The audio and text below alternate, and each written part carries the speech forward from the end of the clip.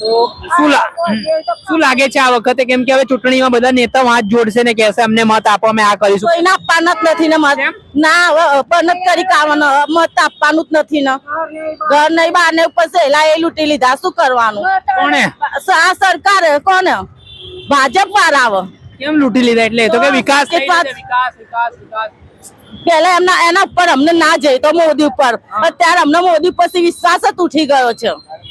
તો એ તો કે છે વિશ્વના નેતા એમના મોટા લોકો પટેલ લોકોને આગળ વધારે છે, વિદેશોમાં જાય છે એટલે એ લોકો તો એમને આપવાના જ છે ને.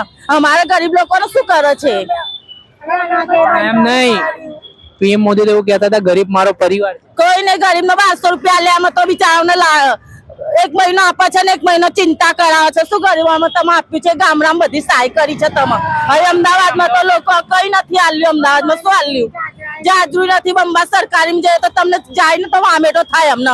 હવે મકાન ભાડામાં રહીએ તો માલિકો એમ કે છે કે બહાર જાઓ. તમે બહાર જઈએ તો બીમારી ફેલાય છે અમારા અંદર.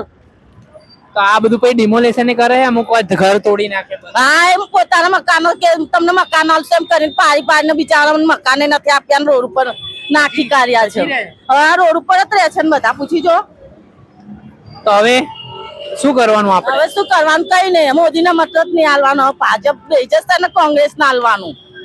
કોંગ્રેસ વાળા કરશે ભાઈ? હા, કોંગ્રેસ વાળા ઇન્દિરાનો મને વિશ્વાસ છે. તો ભલે ને તોફાન થતું હતું તો પણ લોકો તો આવું કહે કે બધા આવે છે, બધા ભ્રષ્ટાચાર કરે. બધા નથી કરતા. આ મોદી એને પરિવાર નથી ને એટલે એને કઈ પડી નથી. હજુ એને પરિવાર હોત ને તેને થાત કે અમારું પરિવાર છે તો હું આવી તો ના કરું.